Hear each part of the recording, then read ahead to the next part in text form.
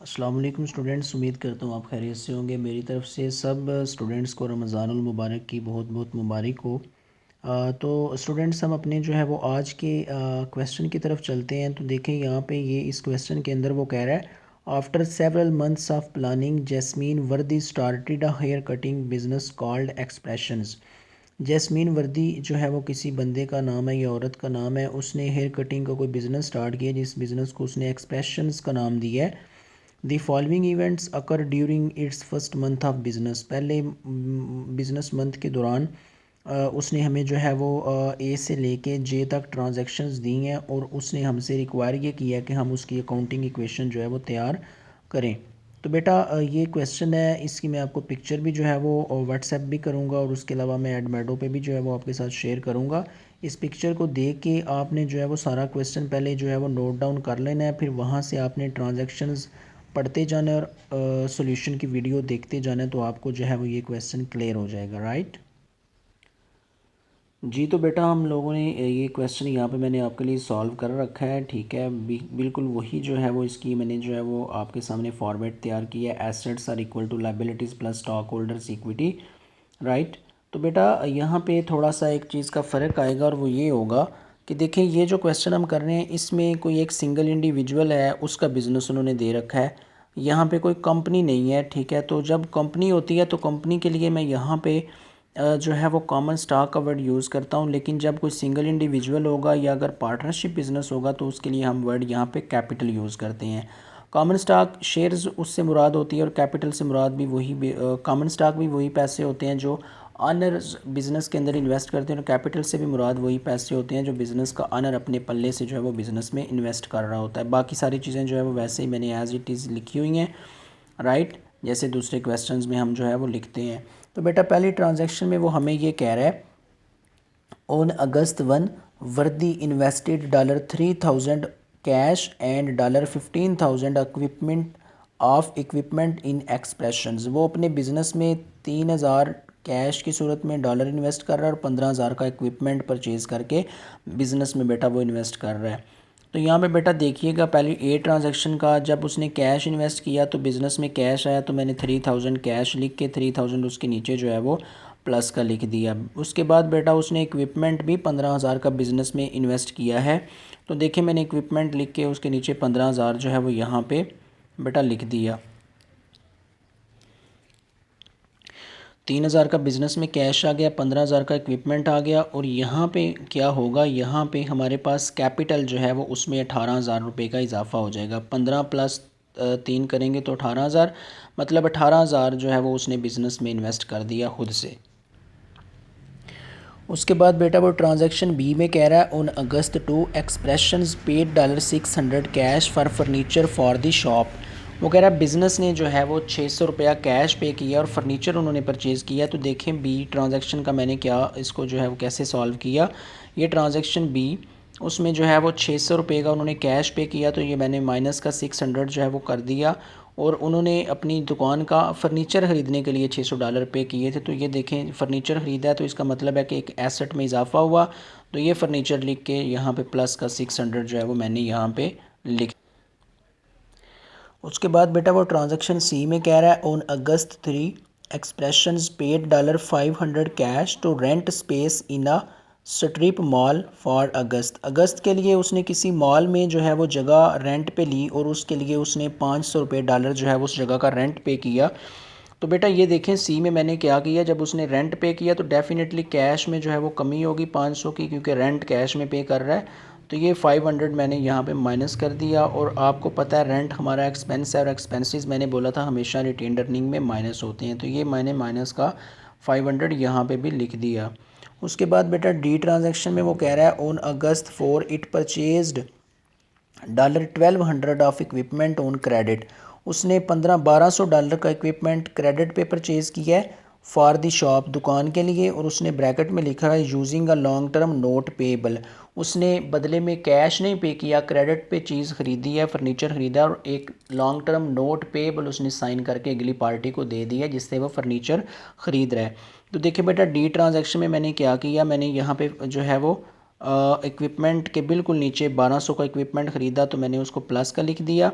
और यहाँ पे जो है वो लाइबिलिटी साइड पे इसका क्या इफ़ेक्ट होगा कि मैंने 1200 का नोट पेएबल बना के उस पार्टी को, जिस पार्टी से मैं फ़र्नीचर जो है वो ख़रीद रहा हूँ, उस पार्टी को मैंने वो साइन करके दे दिया। कि नोट पेबल से मुराद क्या होता है? नोट पेबल कि मैं उसको एक वादा लिख के दे रहा होता हूँ, प्रॉमिस कर रहा होता हूँ कि आज से इतने अरसे के बाद, 1 माह बाद, 2 माह बाद मैं आपको जो है वो 1200 रुपये अदा करने का वादा करता हूँ। ठीक है, तो इसके भी डबल इफ़ेक्ट दोनों साइड्स पे हो गए।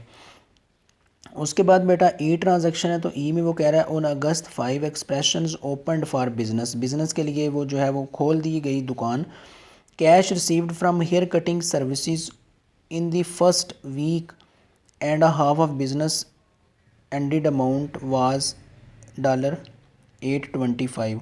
वो कह रहा है बिज़नेस जब उन्होंने स्टार्ट किया तो पहले दिन की या पहले मंथ की सेल से या पहले हफ्ते की जो है वो सर्विस उन्होंने लोगों को दी, लोगों की उन्होंने कटिंग की, तो उन्होंने $825 कैश जो है वो वसूल किया। ठीक है, तो बेटा देखें ई में मैंने जो है वो जब उन्होंने बिज़नेस में जो है वो सर्विस लोगों को दी तो डेफिनेटली उन्होंने कैश कमाया, तो कैश में ₹825 का इजाफा हुआ।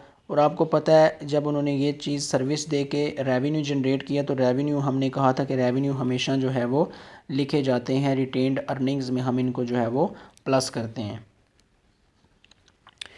उसके बाद बेटा ट्रांजैक्शन एफ़ है, तो एफ़ में वो कह रहा है on August 15 it provided $100 of hair cutting service on account.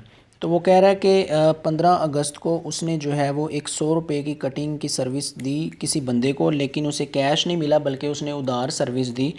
तो ये देखें बेटा एफ़ में हमने क्या किया, चूँकि जब हम सर्विस उधार पे देते हैं तो हमें बदले में जो चीज़ मिलती है वो कैश नहीं मिलती बल्कि अकाउंट रिसीवेबल मिलता है। उधार पे सर्विस दें या उधार पे कोई चीज़ जब बेच रहे होते हैं तो हमें जो है वो अकाउंट रिसीवेबल मिल रहा होता है। तो देखें अकाउंट रिसीवेबल मैंने 100 लिख दिया और चूँकि सर्विस दी तो रेवेन्यू कमाया, बेशक अभी मिला नहीं लेकिन कमा तो लिया ना। तो ये देखें मैंने 100 जो है वो रिटेन्ड अर्निंग्स के नीचे भी जो है वो प्लस का लिख दिया। उसके बाद बेटा जी ट्रांजेक्शन में वो कह रहा है on August 17 it received a $100 cheque for services previously rendered on account. वो कह रहा है कि उसने अभी देखें यहाँ पे उसने सर्विस दी थी, उसे अकाउंट रिसीवेबल मिला था। अब वो कह रहा है कि वो जो उसने प्रीवियस सर्विस दी हुई थी ना उधार पे, उससे वही जो है वो उधार वाले पैसे जो है वो अब मिल रहे हैं, वो चेक एक वसूल कर रहा है। तो चेक लेगा, चेक बैंक में लेके जाएगा तो कैश ही मिलेगा। तो इसलिए यहाँ पे देखें जी में हमने क्या किया, उसे जब वो पैसे मिले तो उसने 100 जो है वो यहाँ पे कैश में ऐड कर दिया और अकाउंट रिसीवेबल जो पहले 100 के थे डेफिनेटली वो क्या होगा, वो 100 रुपये कम हो जाएंगे। तो ये माइनस का हमने 100 यहाँ पे उसके नीचे कर दिया।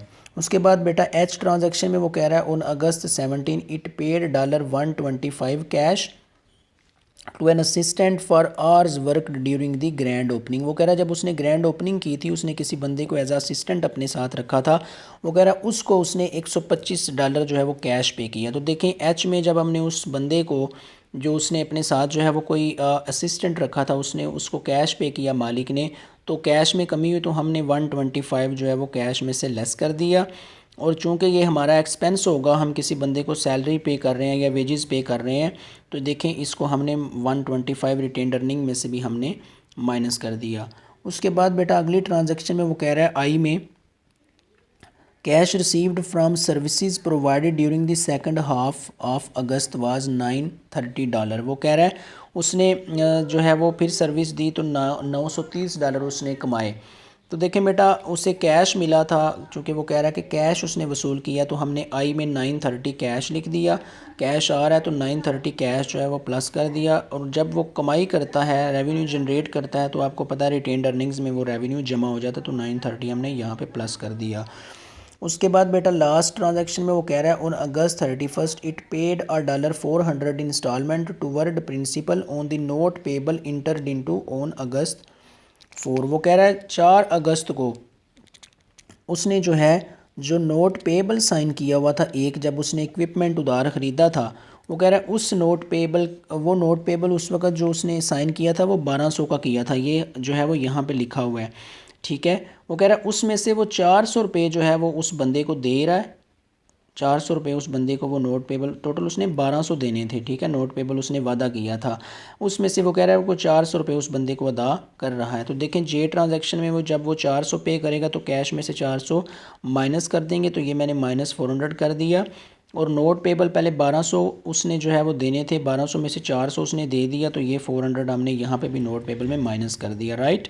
तो देखें बेटा, अब इनके हम जो है वो नेट बैलेंसेस कैलकुलेट कर लेते हैं। कैश का प्लस माइनस करके हमारे पास 3230 आ गया, काउंट रिसीवेबल का 0 आ गया, उसके बाद फर्नीचर का 600 आ गया और इक्विपमेंट का हमारे पास 16200, इसको ऐड कर दिया तो 20030 हमारे पास आ गया। इसी तरह लाइबिलिटीज़ और स्टॉक होल्डर इक्विटी साइड पे भी हमने जो है वो इसको प्लस माइनस किया तो 800 आ गया, कैपिटल हमारे पास 18000 आ गया। उसके बाद बेटा रिटेन्ड अर्निंग्स को प्लस माइनस करने के बाद ये आ गया 1230, इनको हमने ऐड किया तो ये भी आ गया 20030। तो बेटा दोनों साइड्स का बैलेंस जो है वो इक्वल हो गया, इसलिए हमारा ये क्वेश्चन ठीक हो गया। तो बेटा ये आपका जो है वो आपको मैंने इस पे जो है वो भी ऑलमोस्ट 4 क्वेश्चंस करवा दिए। अब मैं आपको इस पे जो है वो एक असाइनमेंट भी दूंगा। यही 5 क्वेश्चंस बेटा जो है वो इस चैप्टर में से हमने जो है वो करने हैं।